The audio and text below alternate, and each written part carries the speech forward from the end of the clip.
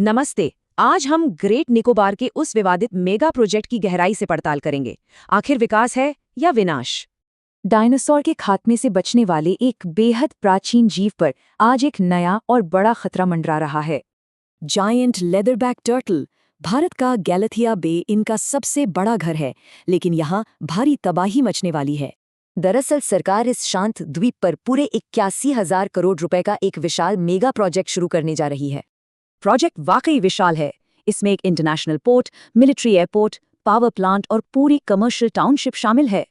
लेकिन चौंकाने वाली बात यह है कि इन दुर्लभ कछुओं की 90% नेस्टिंग साइट्स हमेशा के लिए मिट जाएंगी। सरकारी आंकड़ों के उलट कई इंडिपेंडेंट रिसर्चर्स का मानना है कि इस प्रोजेक्ट में करीब 1 करोड़ पेड़ कटेंगे। इस भारी कटाई का नतीजा लोकल तापमान बहुत ज्यादा बढ़ जाएगा, हीट वेव्स आएंगी और जरूरी बारिश कम हो जाएगी। लेकिन सबसे डरावनी है इंसानी कीमत। बाहरी दुनिया से बिल्कुल कटे शोम्पेन आदिवासियों की आबादी 2011 में सिर्फ 29 थी। इंटरनेशनल एक्सपर्ट्स चेतावनी देते हैं कि बाहरी लोगों और नई बीमारियों का संपर्क इन आदिवासियों के लिए डेथ सेंटेंस होगा।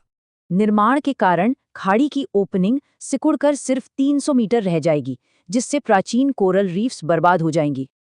अब सबसे बड़ा सवाल, इतने संवेदनशील इकोलॉजिकल जोन को आखिर इतनी आसानी से कानूनी मंजूरी कैसे मिल गई? आरोप है कि भारी जल्दबाजी हुई। इम्पैक्ट असेसमेंट सिर्फ 6 दिन में निपटाया गया और आधिकारिक नक्शे बदल दिए गए।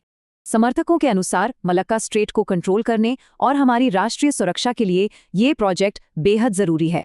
लेकिन वीडियो इस तर्क को नकारता है। स्ट्रेट एक संकरा रास्ता है, इसलिए एग्जैक्ट लोकेशन काफी मायने रखती है। ध्यान दीजिए, ग्रेट निकोबार इस असली संक्रेत चोक पॉइंट से असल में सैकड़ों किलोमीटर दूर स्थित है।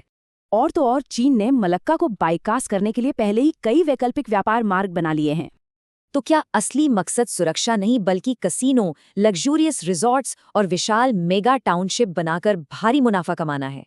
सोर्स के मुताबिक कई बड़े प्राइवेट कॉरपोरेशंस इस मुनाफे वाले इंफ्रास्ट्रक्चर को बनाने के लिए पहले से कतार में हैं। तो क्या इस मेगा प्रोजेक्ट के लिए प्राचीन इकोसिस्टम और जनजातियों को मिटा देना सही है? फैसला हम सबको करना है।